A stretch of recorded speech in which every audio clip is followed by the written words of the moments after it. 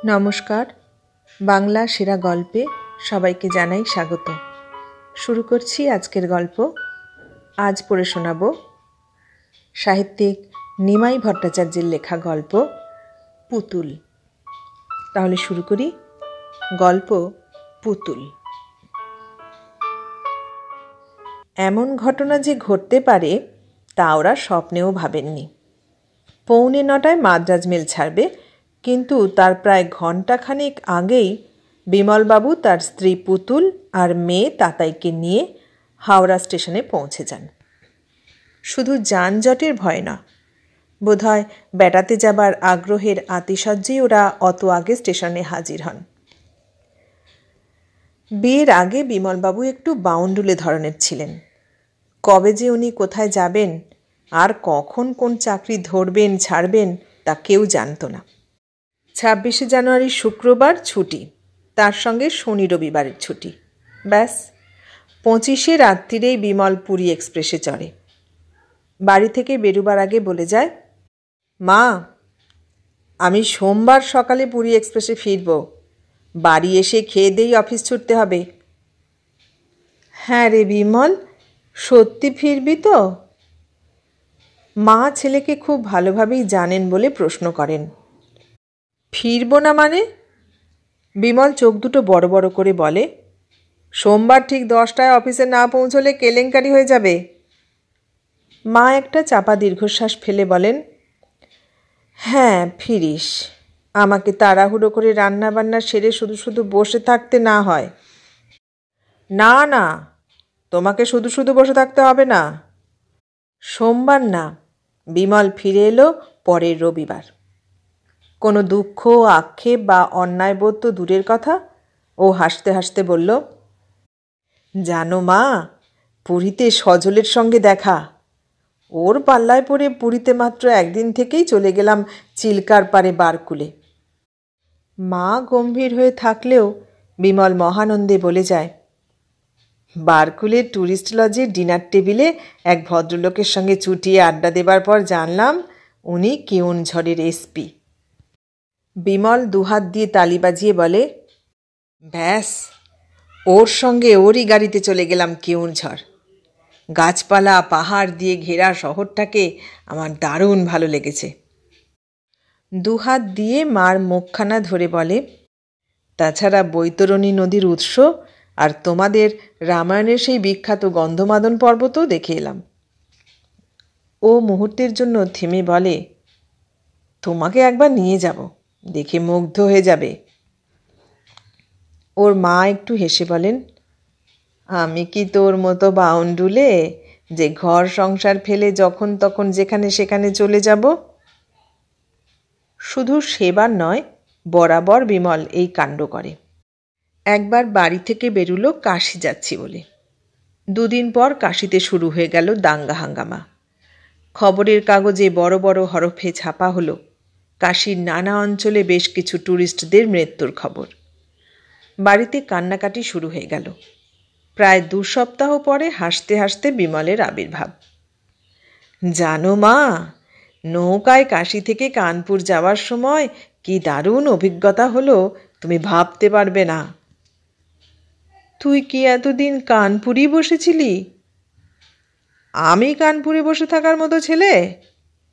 বিমল হাসতে হাসতে বলে, একটা ছেলের মোটরসাইকেলের পিছনে বসে চলে গেলাম নৈনিতাল। তারপর রানীক্ষেত, কৌশানী, বাগেশ্বর ঘুরে লখনৌ হয়ে ফিরে এলাম। খুব মহৎ কাজ করেছিস। এদিকে আমরা যে চিন্তায় ভাবনায় পাগল হয়ে যাচ্ছি। বিমল দুহাত দিয়ে মাকে বুকের মধ্যে জড়িয়ে ধরে বলে, তোমার মতো মা যার, তার ক্ষতি কে করবে? এই রকম বেমক্কা বেহিসাবি ঘুরে ফিরে বেড়াবার জন্য ওকে 4-5 বার চাকরি পর্যন্ত ছাড়তে হয়েছে, কিন্তু তার জন্য ওর বিন্দুমাত্র দুঃখ আক্ষেপ হয়নি। পুতুলকে বিয়ে করার পর বিমল একটু পাল্টেছে। গত 7 বছর ধরে একই কোম্পানিতে চাকরি করছে। তবে ক্যাজুয়াল লিভ, আর্ন লিভ আর মেডিকেল লিভের 16 আনা সদ্ব্যবহার করে ঘুরে ফিরে বেড়াবার জন্য। আগে পুতুল মাঝে মাঝেই স্বামীকে বলতো, তুমি যে কি করে ধৈর্য ধরে কটা বছর পড়াশোনা করে এক চান্সে ইঞ্জিনিয়ারিং পাশ করলে তা আমি ভেবে পাই না। এখনও পুতুল কখনো কখনো ঠাট্টা করে বিমলকে বলে, আমি চাকরি কি সাধে করি? তুমি যে কবে কোথায় কতদিনের জন্য উধাও হয়ে যাবে তার কি কোনো ঠিক ঠিকানা আছে? ও একটু হেসে বলে, তখন মেয়েটাকে নিয়ে বেঁচে থাকতে হবে বলেই তো চাকরি করছি। পুতুলও বেড়াতে ভালোবাসে, কিন্তু বিয়ের আগে শুধু শান্তিনিকেতন, দীঘা, পুরী আর দার্জিলিং ছাড়া আর কোথাও যায়নি। বিয়ের পর অবশ্য মাঝে মাঝেই বিমল ওকে নিয়ে বেরিয়ে পড়ে, কখনো দূরে, কখনো কাছে, কখনো 2-4 দিনের জন্য, কখনো আবার 2-4 সপ্তাহের জন্য। এবার ওরা যাচ্ছে দক্ষিণ ভারত, প্রথমে মাদ্রাজ, সেখানে 2-4 দিন কাটিয়ে একদিন মহাবলীপুরম, কাঞ্চিপুরম আর পঞ্চিতীর্থম ঘুরে এসে পরের দিনই যাবে পণ্ডিচেরি। তারপর ত্রিচিনাপল্লী, মাদুরাই, রামেশ্বরম, কন্যাকুমারী ইত্যাদি ঘুরে ফিরে চলে যাবে ব্যাঙ্গালোর, ওখানে 2-3 দিন কাটিয়ে মহীশূর। মোটামুটি 20-22 দিনের ব্যাপার। বিমলের ইচ্ছা ছিল 1 মাসের পুরো ছুটিটাই বাইরে কাটায়, কিন্তু পুতুল বলেছে, বাইরে থেকে ঘুরে ফিরে এসেই আমি অফিস ছুটতে পারবো না, তাছাড়া তাতাইকে তো হোম টাস্ক শেষ করে স্কুলে যেতে হবে। তবু বিমল মুখ টিপে হাসতে হাসতে বলেছে, যদি তোমাদের মত হয় তাহলে ফেরার পথে চিল্কার পাড়ে 2 দিন বিশ্রাম করব। যাই হোক, দৈনন্দিন জীবন থেকে মুক্তি নিয়ে বেশ কিছুদিনের জন্য বাইরে যাচ্ছে বলে বিমল মহা খুশি। খুশি পুতুলও, আর তাতাই তো রীতিমতো উত্তেজিত। রিজার্ভেশন চার্ট দেখে এসেই বিমল বলে, জানো পুতুল, আমাদের কম্পার্টমেন্টে একজন বাঙালি ভদ্রলোক যাবেন। পুতুল একটু হেসে বলে, তার মানে তুমি প্রাণ ভরে আড্ডা দিতে পারবে। আড্ডা দেব কখন? বিমল মুহূর্তের জন্য থেমে বলে, ভদ্রলোক তো ভোরবেলাতেই নেমে যাবেন। ভোরবেলায় মানে? কোথায় নামবেন? বেরহামপুরে। বিমল একটু থেমে বলে, ভদ্রলোক নিশ্চয়ই গোপালপুর অনসি যাবেন। একটু পরেই প্ল্যাটফর্মে ট্রেন দেয়। বিমল পুতুল আর তাতাইকে নিয়ে নিজেদের কম্পার্টমেন্টে ওঠে, মালপত্র ঠিকঠাক করে রাখে। 3 জনেই কোল্ড ড্রিঙ্ক খায়। বিমল সিগারেট কিনে আনে। ওদের কম্পার্টমেন্টের সামনে প্ল্যাটফর্মে দাঁড়িয়ে দাঁড়িয়ে সিগারেট খেতে খেতেই বিমল চারপাশের মানুষের ব্যস্ততা দেখে। ট্রেন ছাড়ার 5-7 মিনিট আগে বিমল নিজেদের কম্পার্টমেন্টের ভিতরে পা দিয়েই পুতুলের দিকে তাকিয়ে বলে, মিস্টার চ্যাটার্জি বোধহয় যাবেন না বলেই মনে হচ্ছে। কোন মিস্টার চ্যাটার্জি? আমাদের এই কম্পার্টমেন্টেই যা রিজার্ভেশন আছে। ও। পুতুল একবার ঘড়ির দিকে তাকিয়েই বলে,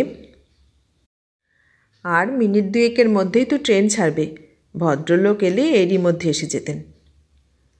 বিমল একটু হেসে বলে, ভদ্রলোক না এলেই ভালো হয়। উনি না এলে আমরা একটার জায়গায় 2টো লোয়ার বার্থ নিতে পারবো। ওর মুখের কথা শেষ না হতেই 2-3 জন ভদ্রলোক ওদের কম্পার্টমেন্টের সামনে এসে হাজির। ওদের মধ্যে একজন চিৎকার করে বললেন, দাদা, এই যে এখানে।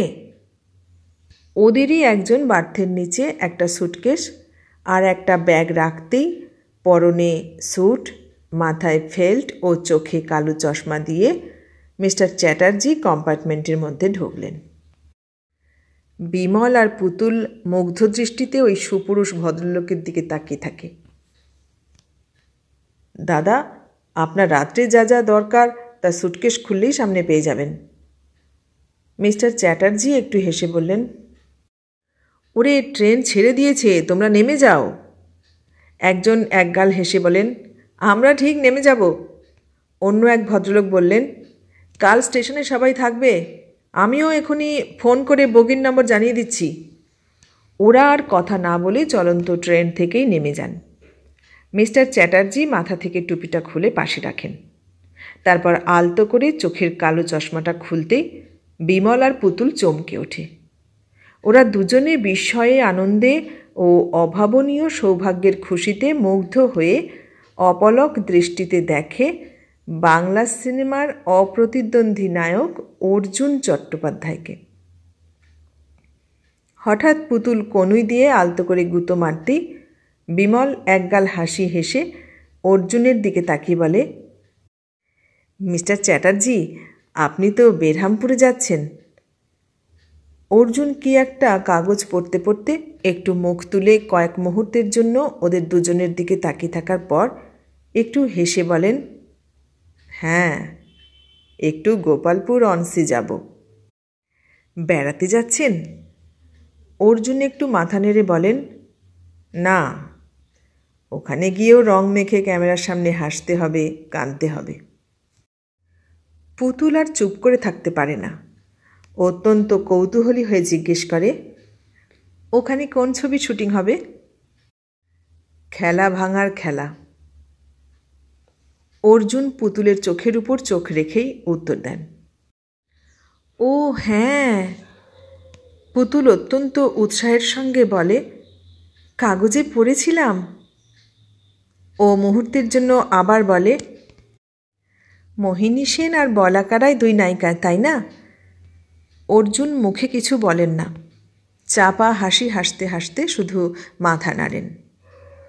বিমল বলে, আমার স্ত্রী তো আপনার অন্ধ ভক্ত, আপনার কোনো ছবি ও বাদ দেয় না। অর্জুন পুতুলের দিকে তাকিয়ে বলেন, তাই নাকি? আপনার কোনো কোনো ছবি আমি 8-10 বার দেখেছি। কী সর্বনাশ! তাতাই আপন মনে শুকতারা পড়ছিল। ও একবার মুখ তুলে সামনের বার্থের ভদ্রলোকের দিকে তাকাতেই অর্জুন চোখ দুটো বড় বড় করে একটু সামনের দিকে ঝুঁকে জিজ্ঞেস করেন, কী নাম তোমার? তাতাই। বাহ! অর্জুন ওর দিকে তাকিয়ে হাসতে হাসতে বলেন, যেমন সুন্দর তোমাকে দেখতে সেই রকমই সুন্দর তোমার নাম। উনি টাইয়ের নট খুলতে খুলতে বলেন, জামা কাপড় বদলে নেবার পর তোমার সঙ্গে গল্প করব। টাই খুলে পাশে রেখেই কোটটা খুলে ফেললেন। তারপর সুটকেস খুলে পায়জামা পাঞ্জাবি তোয়ালে নিয়ে বাথরুমে চলে যান। বিমল সঙ্গে সঙ্গে হাসতে হাসতে পুতুলকে বলে, তুমি তো আজ সারা রাত অর্জুনকে দেখবে, 1 মিনিটের জন্যও তো ঘুমোতে পারবে না। শুধু আজকের রাত কেন, মাসের পর মাস ওর মুখের দিকে তাকিয়ে রাত কাটিয়ে দিতে পারি। ছোট্ট তাতাই হঠাৎ প্রশ্ন করে, মা, ইনি সিনেমা করেন তাই না? তাতাইয়ের মাথায় হাত রেখে পুতুল বলে, সিনেমা করেন মানে? এর চাইতে কেউ ভালো সিনেমা করতে পারে না, তাই তো কোটি কোটি মানুষ ওকে ভালোবাসে। তাতাই গম্ভীর হয়ে হিসেব করে বলে, 100,000-এ 1 লাখ হয়, তারপর 100 লাখে 1 কোটি হয়। তত লোক ওকে ভালোবাসে? হ্যাঁ মা, এত লোকই ওকে ভালোবাসে। অর্জুন পায়জামা পাঞ্জাবি পরে ফিরে এসে প্যান্ট শার্ট বার্থের একপাশে রেখে টয়লেটারিজের ছোট্ট ব্যাগ থেকে একটা শিশি বের করে তাতাইকে বলেন, টাটাই, দেখি একটু স্প্রে করে দিই। সঙ্গে সঙ্গে ওর গায়ে স্প্রে করে দিয়েই অর্জুন নিজের পাঞ্জাবির উপর সুগন্ধ ছড়িয়ে দেন। এবার বিমলের দিকে তাকিয়ে অর্জুন বলে, আপনাকে দিই? বিমল একগাল হেসে বলে, হ্যাঁ দিন। ওর জামায় স্প্রে করার পর অর্জুন পুতুলকে বলে, আপনাকে? পুতুল খুশির হাসি হেসে বলে, আপনাকে না বলার ক্ষমতা আমার নেই। অর্জুন ওর শাড়ি ব্লাউজে স্প্রে করে দিতেই পুতুল বলে, ভারী সুন্দর গন্ধ। বিমল স্ত্রীর দিকে মুখ ঘুরিয়ে বলে, উনি কি সাধারণ মানুষ যে সাধারণ জিনিস ব্যবহার করবেন? অর্জুন বেনসন হেজেসের প্যাকেট থেকে একটা সিগারেট বের করে লাইটার জেলে ধরায়, একটা টান দেয়, আপন মনে কি যেন ভাবেন। তাতাই পুতুলের হাত ধরে একটু টান দিয়ে বলল, মা, খেতে দেবে না? বড্ড খিদে লেগেছে। অর্জুন বললেন, তাতাই, তুমি স্যান্ডউইচ খাবে? তাতাই কিছু বলার আগেই বিমল বলে, না না, ওকে স্যান্ডউইচ দিতে হবে না, আমাদের সঙ্গে খাবার আছে। পুতুল বলল, আমাদের সঙ্গে লুচি তরকারি মিষ্টি আছে, আপনাকে একটু দিতে পারি? অর্জুন ওর দিকে তাকাতেই পুতুল আবার বলে, সবই আমার নিজের হাতে তৈরি, আপনি একটু খেলে খুব খুশি হব। অর্জুন কয়েক মুহূর্ত ওর দিকে স্থির দৃষ্টিতে তাকিয়ে থাকার পর বলেন, আপনার নিজের হাতে তৈরি বলে একটা লুচি খাবো। এখনই দেব? না না, পরে। অর্জুন একটু থেমে বলেন, টাটাইয়ের খিদে পেয়েছে, আপনারা খেয়ে নিন।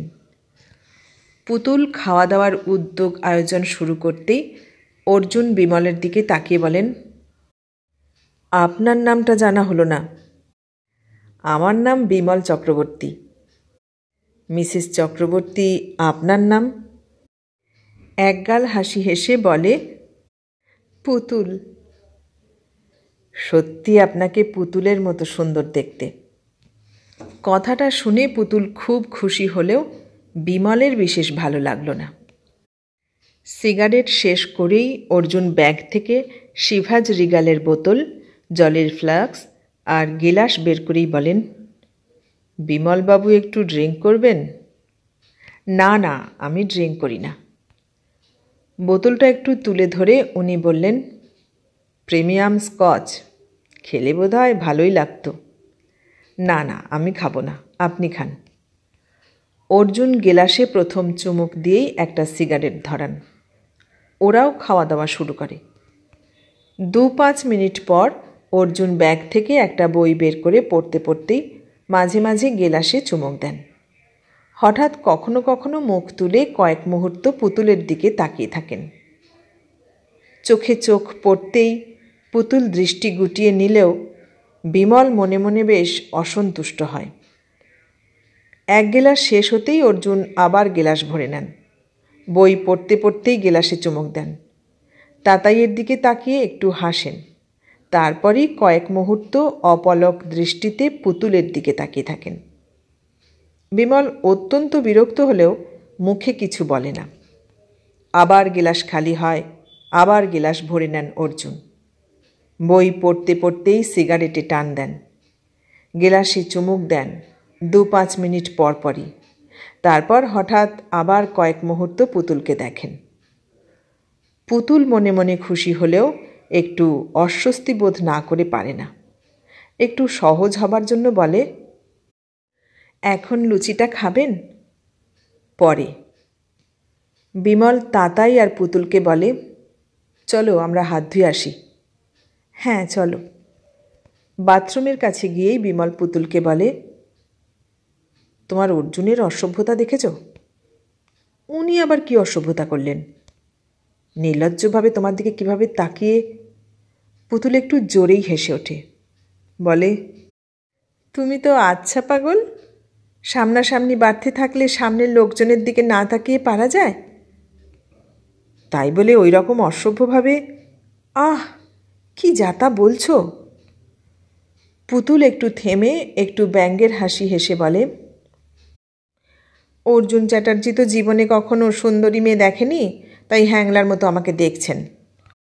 মাতাল চরিত্রহীন বলেই তো ভদ্র সমাজে ওদের জায়গা হয় না। বিমল যতটা ঘেন্না ও বিরক্তির সঙ্গে কথাগুলো বলে, পুতুলও ততটাই অসন্তোষের সঙ্গে বলে, যার সম্পর্কে তুমি কিছুই জানো না তার সম্পর্কে এভাবে আজে বাজে কথা অন্তত আমাকে বলো না। ও মুহূর্তের জন্য থেমে বলে, যারা অভিনয় করে না তারা সবাই বোধহয় রামকৃষ্ণ পরমহংস, তাই না? পরিস্থিতিটা একটু সামলে নেবার জন্য বিমল বলে, আমি কি তাই বলেছি? পুতুল আর কোনো কথা না বলে তাতাইকে নিয়ে নিজেদের কম্পার্টমেন্টে যায়।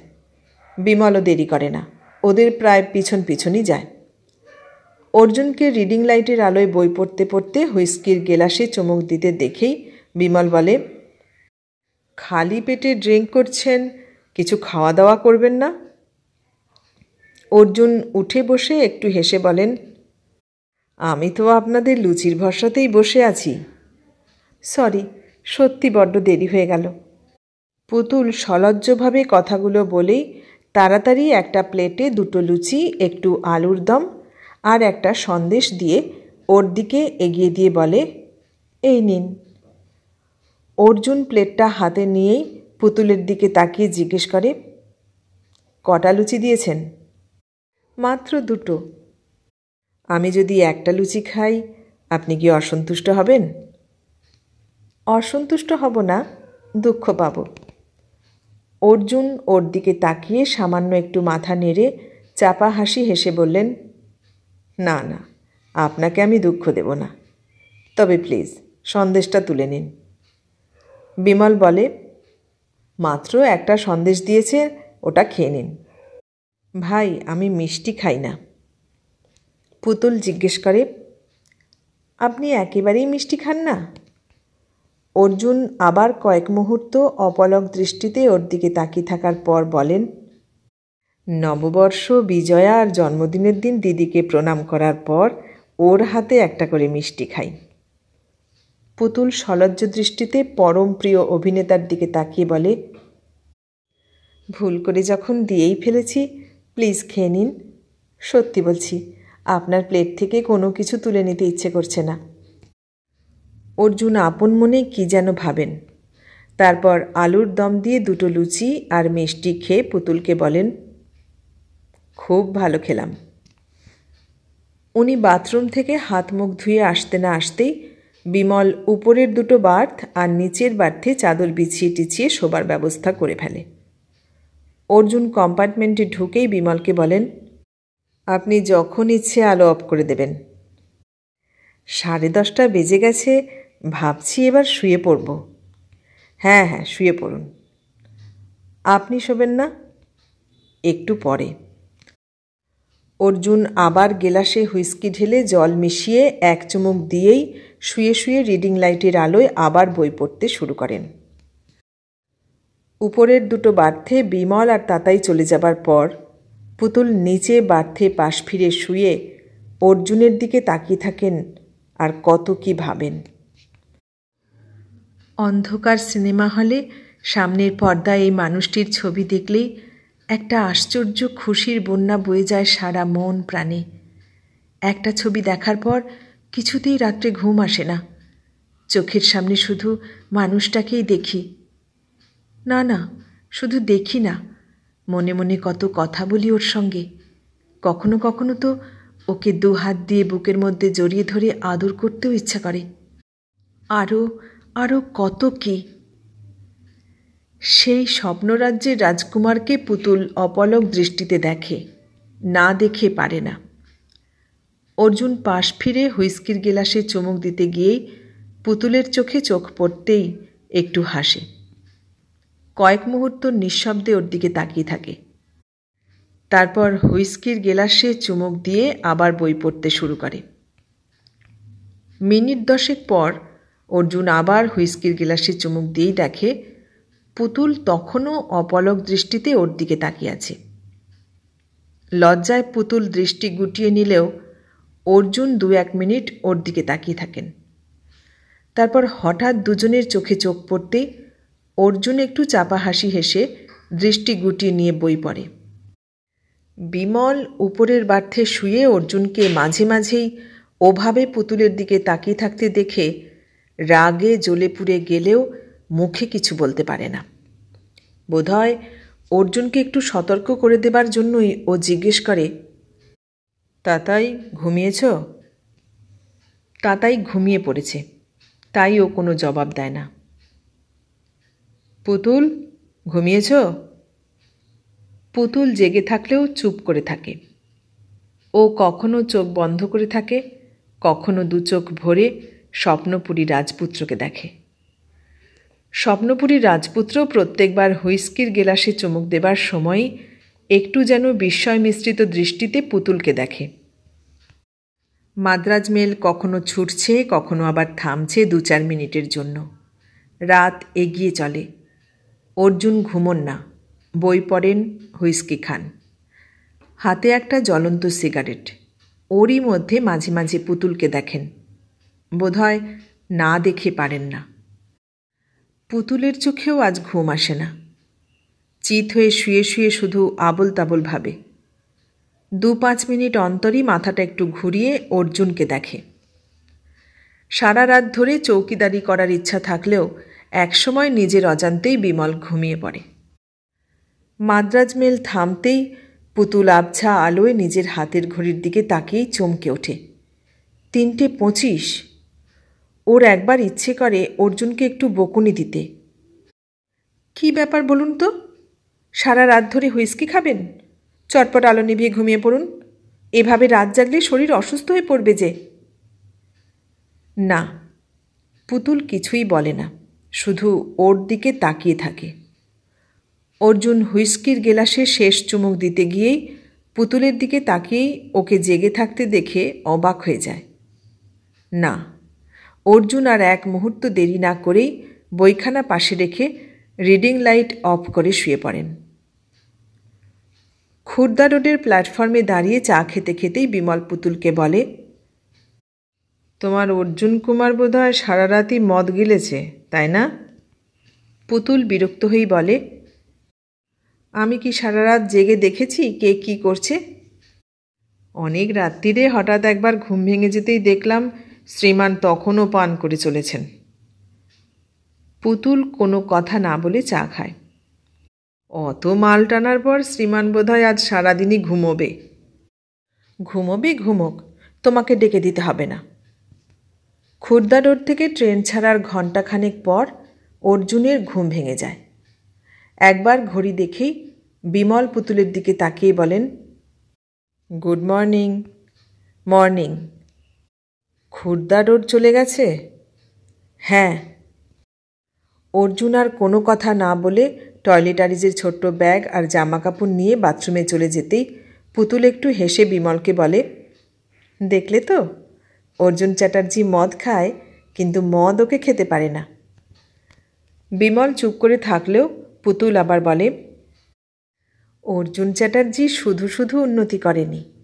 অনেক সংযম, অনেক সাধনা না থাকলে এত নাম ধাম খ্যাতি যশ অর্জন করা যায় না। ট্রেন বেরহামপুর পৌঁছবার মিনিট 10 আগে অর্জুন বাথরুম থেকে ফিরে আসেন। পরনে সাদা ট্রাউজার আর প্রিন্টেড সিল্কের বুশ শার্ট। শুধু পুতুল না, বিমল আর তাতাইও এই অসামান্য সুন্দর মানুষটার দিকে অপলক দৃষ্টিতে তাকিয়ে থাকে। অর্জুন এক মুহূর্ত নষ্ট না করে কোট প্যান্ট থেকে শুরু করে অন্যান্য সব কিছু সুটকেসে ভরে নিয়েই একটা বিরাট প্যাকেট বের করে তাতাইয়ের হাতে দিয়ে বলেন, টাটাই, এর মধ্যে বোধহয় অনেক ভালো ভালো খাবার আছে। তুমি খাবে আর একটু একটু বাবা মাকে দেবে, কেমন? তাতাই মাথা নাড়ে। অর্জুন বিমলকে বলেন, মিস্টার চক্রবর্তী, আমার জন্য আপনাদের অনেক অসুবিধে হয়েছে, প্লিজ মাফ করবেন। কি বলছেন আপনি? বিমল প্রায় না থেমেই বলে, আপনার সঙ্গে এতক্ষণ কাটানো গেল, এ কি কম সৌভাগ্য? অর্জুন একটু হেসে বলেন, সৌভাগ্য কি দুর্ভাগ্য তা জানি না, তবে এইটুকু জানি আমি আপনার অনেক বিরক্তির কারণ হয়েছি।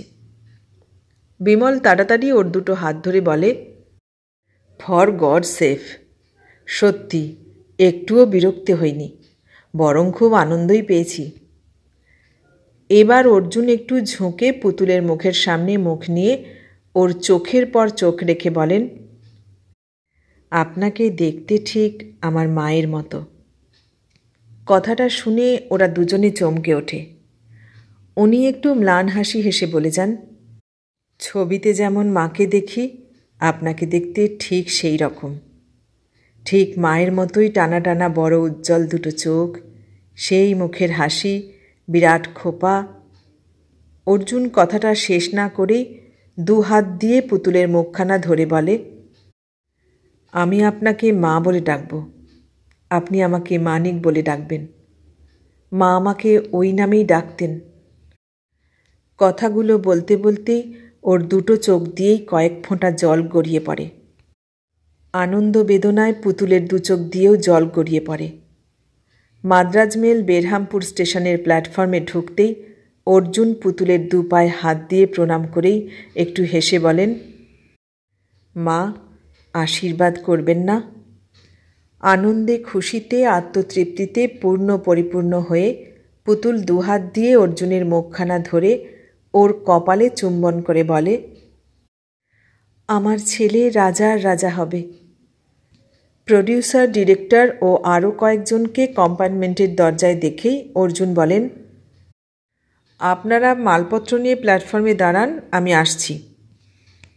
ওরা মালপত্র নিয়ে নিচে নামতেই অর্জুন পার্স থেকে একটা ভিজিটিং কার্ড বের করে পুতুলের হাতে দিয়ে বললেন, মা, এই কার্ডে আমার পার্সোনাল টেলিফোন নম্বর আছে। সকালের দিকে ফোন করে বলে দিলেই আমি গাড়ি পাঠিয়ে তোমাদের নিয়ে আসব। তোমরা আসবে তো? পুতুল হাসতে হাসতে বলে, ছেলের কাছে যাব না, তাই কি কখনো হয়? এতক্ষণ শুনলেন নিমাই ভট্টাচার্যের লেখা গল্প পুতুল। কেমন লাগলো গল্পটা? ভালো লাগলে লাইক, কমেন্ট, শেয়ার করবেন। আর নতুন বন্ধু হলে সাবস্ক্রাইব করার অনুরোধ রইল। সবাইকে অনেক ধন্যবাদ জানিয়ে আজ এখানেই শেষ করলাম।